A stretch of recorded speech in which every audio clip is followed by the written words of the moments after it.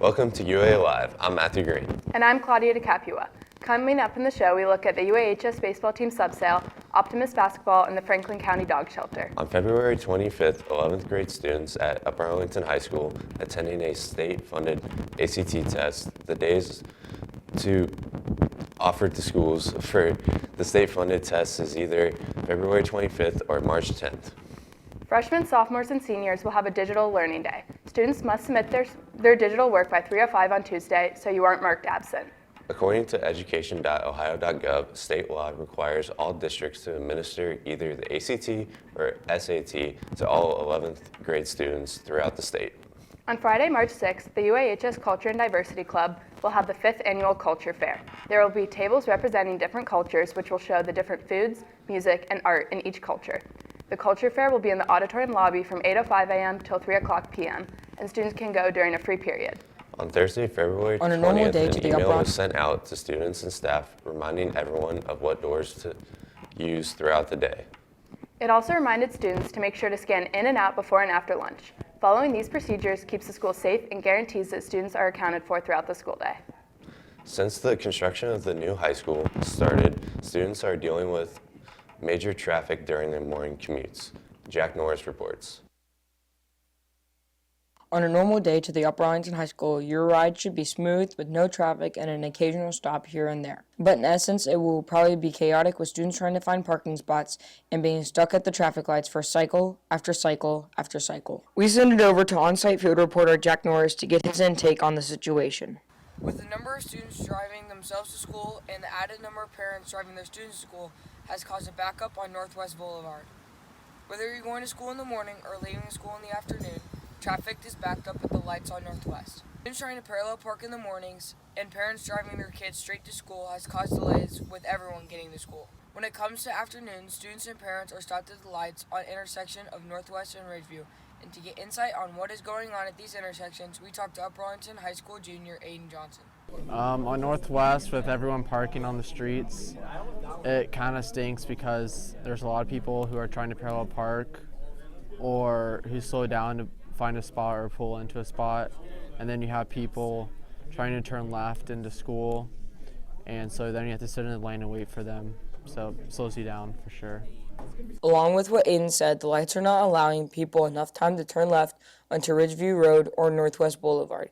This is creating a congested traffic location. This traffic backup not only happens at Northwest and Ridgeview, but it also happens at various locations around the school, including Northwest and Northam, Brennan and Northam, and finally Mount Holyoke and Zollinger. Next, we talked to freshman Ben Walkerly about the traffic he endures while his dad drives him to school. Stuck behind cars trying to parallel park. Ben described how students might be getting into the way of parents trying to drop off their kids for school. In Ben's case, his traffic jam happens on Mount Holyoke Road where his dad drops him off for school, and most times driving down the street causes backups for everyone involved. This has been Jack Norris reporting for the WARL. The construction of the new high school is still on time and on budget to be finished by the fall of 2021-2022 school year. The Director of Operations for Upper Arlington City Schools, Chris Potts, announced that the white steel beam that was placed in the auditorium lobby will be lifted and installed in the new UAHS building on Friday, February 28th during third period. The installation process will be live streamed on the Kickin YouTube channel. Upper Arlington High School's early start time affects students in many ways. Jack McLaughlin reports.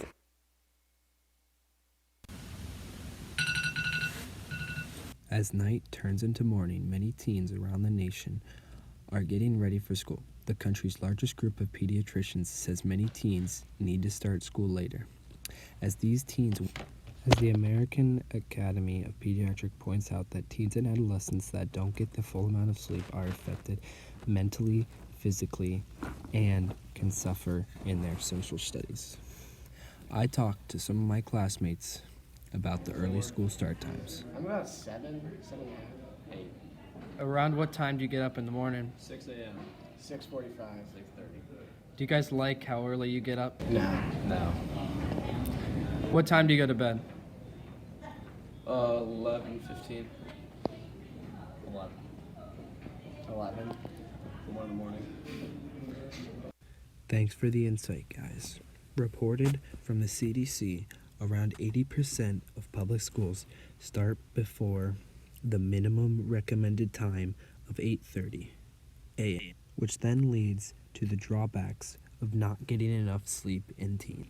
If you ever need tips on how to get more sleep or better quality sleep or any sleep needs at all, you can go to the Sleep Foundation website at sleepfoundation.org. This has been Jack McLaughlin reporting from the WARL. A big majority of UAHS students are very busy after school with sports, jobs, and more. Students aren't getting a good amount of sleep, which affects their abilities in their everyday life. Now to sports with Matthew and Cameron.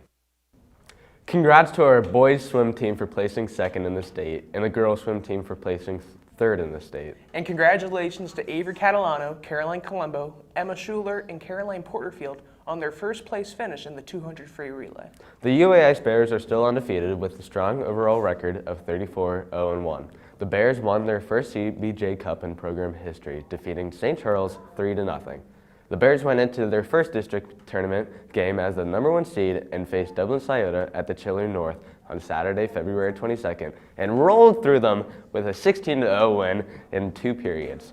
Their next game will be Saturday, February 29th against the 9th-ranked Talawanda Braves. The Bears are on a roll, with the only game they have not won was a tie against St. Charles.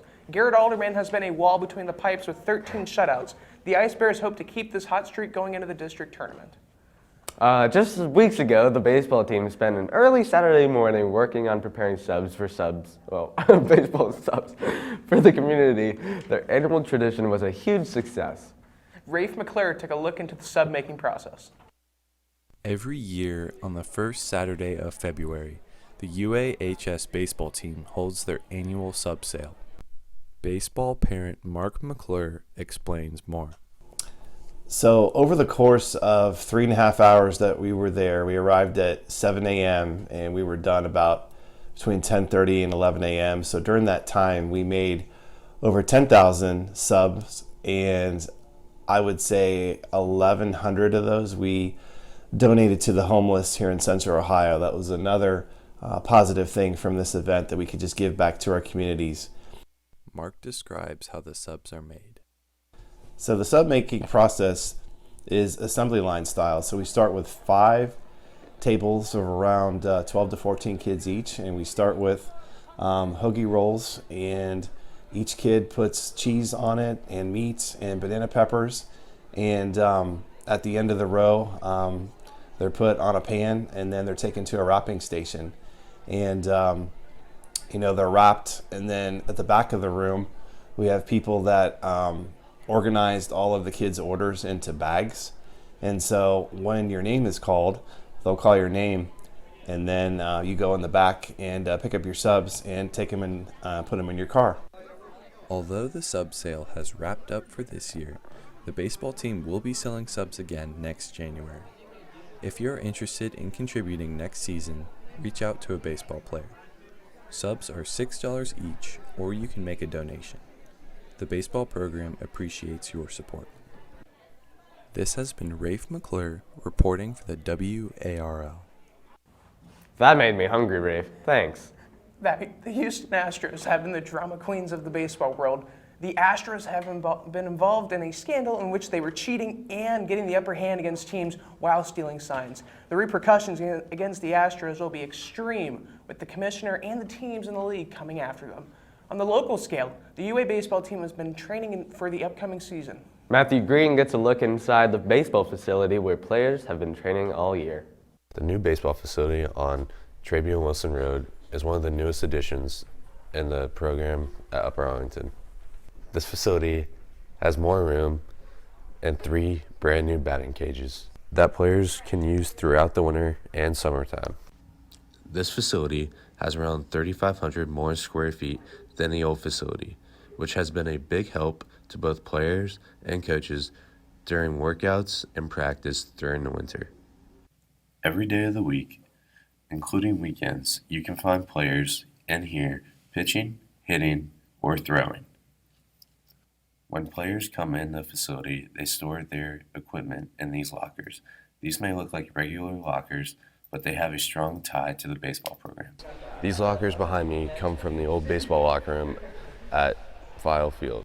These new lockers will be put into the new clubhouse once the new field is built. Just like the lockers, the baseball team hopes to keep the facility long term. The extra space at the facility allows for coaches to give better instruction and for players to get more reps. I asked John Ford what he likes about the new facility. Alright, so my favorite part of the cages is the amount of space that we have compared to the last facility. It's a lot more usable, and we have 3 cages now instead of just 2. So it allows us to have 2 machines in there and get more reps, and it's nice for pitching because we have a full-length cage in there, so we can simulate better game time pitching stuff and have better practice. As the season approaches, the facility will be seeing heavy use. Leading up to tryouts, the facility will be used for hitting and throwing opportunities 5 days a week, along with 4-player workouts. The team will also utilize this space during tryouts in February. This has been Matthew Green reporting from the WARL.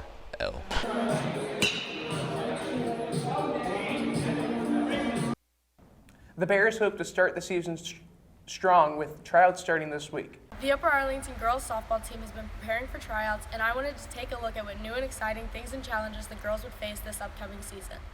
Thumbs up. Thumbs up. The girls have open gyms Sunday nights and lift Mondays and Thursdays. They also have hitting with head coach Terry Strang Tuesday nights. I asked Coach Strang what he had to say about the season to come. This season will be different than the last because we have a young team. We lost 8 seniors last year with a lot of talent. We've got a lot of good girls coming up, a lot of good freshmen that I think can step in and play key roles this year, along with some of the girls that are returning. Our schedule's different this year. We're taking our spring trip also down to Myrtle Beach, and actually this year the baseball team's going to tag team along with us, and they're going to come down there also, which I don't know if that's really a good thing, but it will happen. Not only are the players and schedules the only exciting changes this year, but the JV team has 2 new coaches.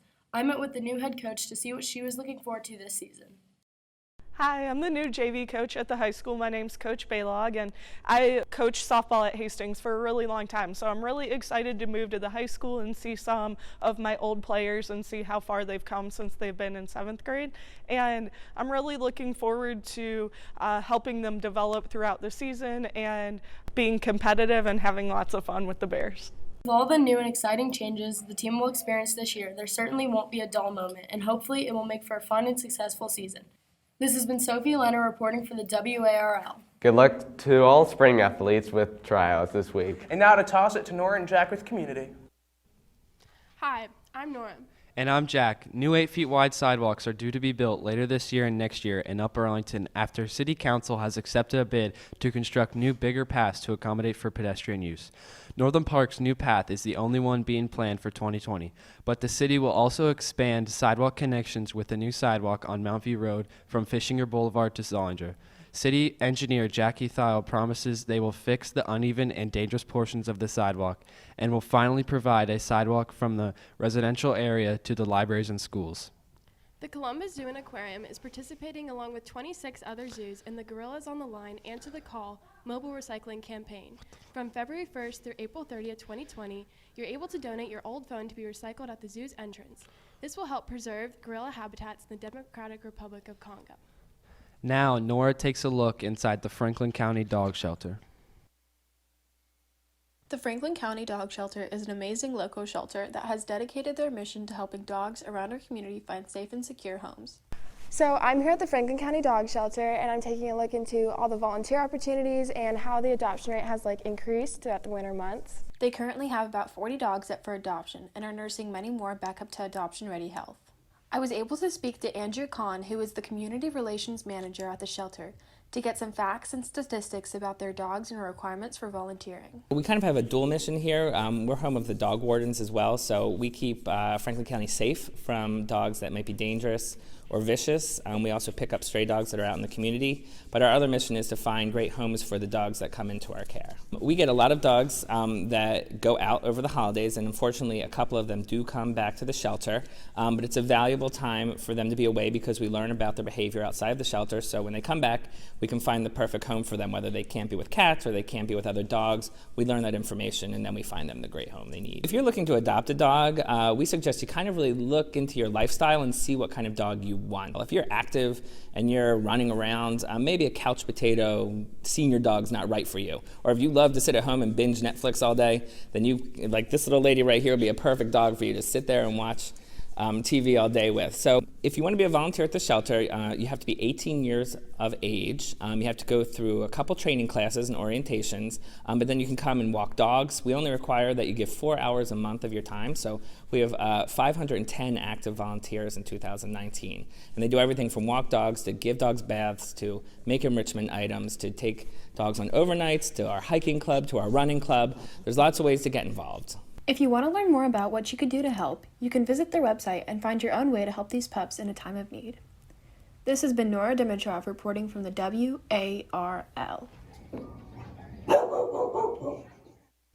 Volunteering at the shelter is also just another excuse to play with the cute pups. Last summer, the community was asked to vote on 2 options for the city's flag.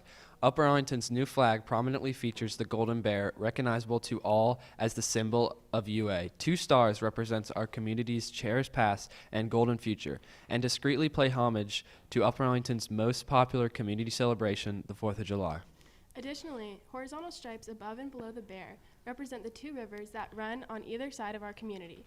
The flag may be purchased for $50 from the city's online store at upperarlingtonohio.gov/shop and can be picked up from the finance counter at the Municipal Center's building on Tremont Road. Last October, Columbus introduced its first smart lane on the I-670 and 270 outer belt. This new smart lane allows a shoulder to drivers heading east in Columbus's busy rush hour. The smart lane allows for traffic to flow more smoothly. Since opening back in October 2019, data has been collected, and so far the smart lane has cut commute times in half. For the lane to continue to be opened up, there has to be a substantial amount of traffic. Matthew Hoffman takes a look at the Journey mural in the Short North. If you've ever driven through the Short North Art District, you might have noticed on the corner of 750 North High Street an 11,000 square foot 3-piece art mural installation called The Journey. The mural was created by 2 California-based friends, Ryan Sarfardi and Eric Scottness. The figure depicts hummingbirds' journey to the gods, while the mythological figures represent Columbus's prosperity. The figure of the Somali woman represents New Americans' journey to Columbus. The thing that makes this mural stand out from the rest is that it has its own app. The app uses AR technology to make the mural come to life on your phone. I talked with Bruce Hoffman to see what his thoughts were on the mural. It's amazing. I had never seen anything like it before. And, it's amazing how they can take a flat piece of art and just turn it into something completely different. To see it in person was really amazing. That's so close to where we live. I mean, everybody should make an effort to get out there to take a look. The fact that we can have something like that, that's so cool and so interesting that anyone can appreciate. Next time you're in the Short North, remember to check out this mural. This was Matthew Hoffman reporting from the WARL. Thanks, Matthew. We'll be sure to check it out. Now Jack gives us a look on how the Optimist basketball season is going. The highly anticipated Optimist basketball season is now underway. The season started on January 11th and will run through the middle of March.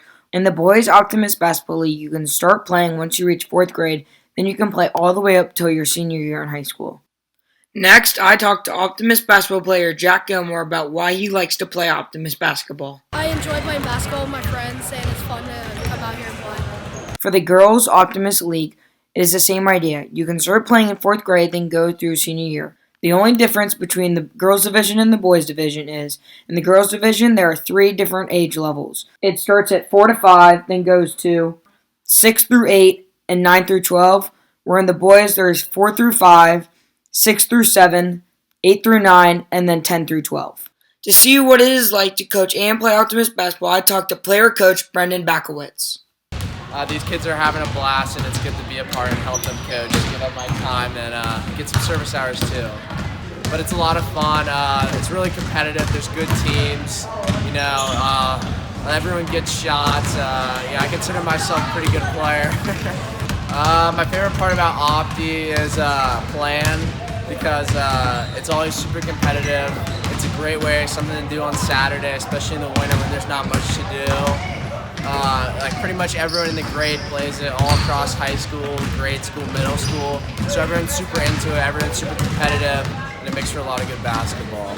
Games are held on Saturday starting at 9 a.m., then do not end until 9 p.m. when the final game ends. All Optimist basketball games are held at Upper Arlington City Schools, including all 5 elementary schools, both middle schools, and the high school. This has been Jack Norris reporting for the WARL. Now to Sophie with Lifestyle. Rascal Flatts is making a stop in Columbus for their farewell tour. This is the last time after becoming a group 20 years ago that they will be touring the country. They will perform at Nationwide Arena on September 25th with other performances by Chase Rice. Tickets are now available as of February 21st. You can buy tickets until they sell out. If you're getting bored of routine winter activities, there may be a fun place that slipped your mind. Get Air Trampoline Park has a location just up at Mill Run. The park has Club Air with neon lights Friday and Saturday from 8 to 11 p.m. If you're tired of boring weekend nights, Get Air is the perfect place to go to boost your adrenaline. I took a closer look at the park's Saturday night vibe. Get Air is a trampoline park located in Hilliard, Ohio. The 42,000 square foot facility has trampolines from wall to wall and plenty of space for all ages to enjoy. The main floor is for anyone over 46 inches and has many other activities such as dodgeball, slam ball, and faux pits. The glow-in-the-dark lighting along with the music make for a super fun atmosphere. Employee Josh Larson gives insight on his job at Get Air. Yeah, so a lot of it is like interacting with kids and parents, because like that's basically like what most of the job is. Just like kids always come up to us and talk to us and ask us questions, and I mean it's like tough to get used to at first, but it's pretty fun and it makes the job exciting. So Kids can enjoy many other activities besides jumping as well.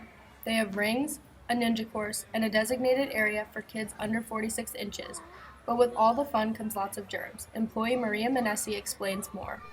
With it being flu season, we do as much as we can to keep up with cleaning. We are constantly wiping off the trampolines and the mats, and we clean out the foam pits every couple weeks.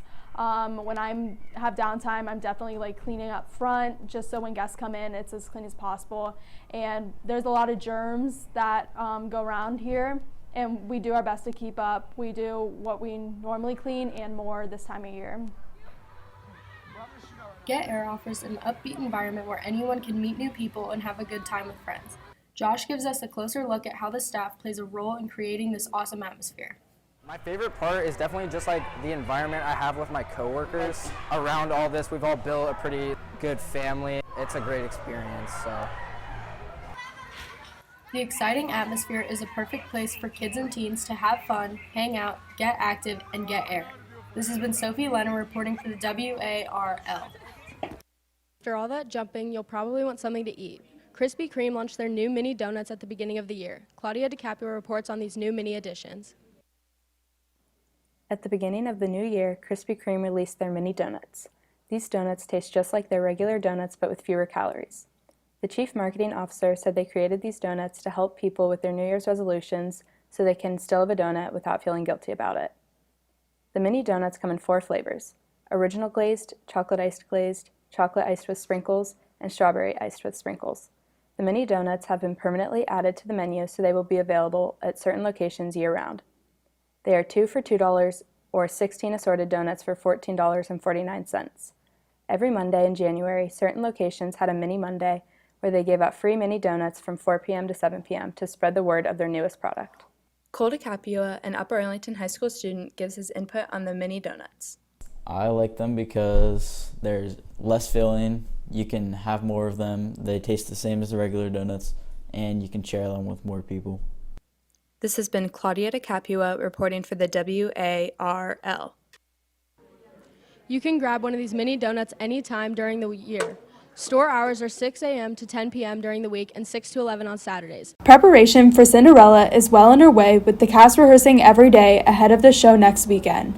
Natalie gives insight on this year's musical. It's been a lot of time, work, and dedication of just rehearsing and learning music and lines. She explains what she is most looking forward to, which will arrive today. Probably seeing the costumes. I have no idea what they look like yet, but once they get here, I'm just excited to try them on. Tech crew has also been busy with the lighting, set, and everything in between.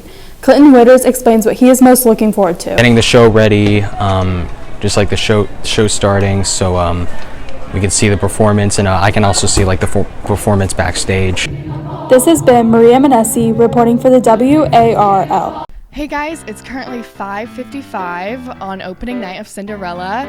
Curtain call is at 7:30, and we're gonna get a behind the scenes of what's happening right before the show. Come on, let's go. We're right outside the girls' dressing room. So, what are you guys doing right now? We're getting ready for the show for opening night. How excited are you? Terrified. Yeah, oh my let's gosh. look at the costume. Here's the costume. I'm really excited because we put so much work into this, and I'm a sheet of hair. How do you feel? Do you feel like a princess? Yes, I feel glamorous right now. We are about to do a set change. That we messed up last night. Okay, we don't talk about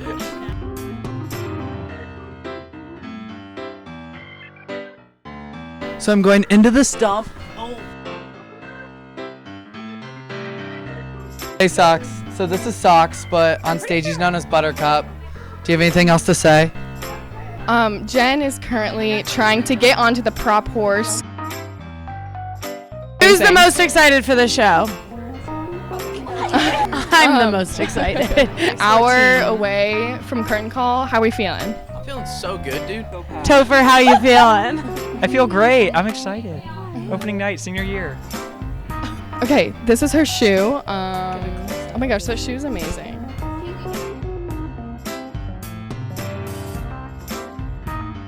Okay, we got lots of props over here. She's showing us behind the scenes of her quick change, and she goes from the like peasant Cinderella, and she goes into the classic Cinderella that we know in the ball gown.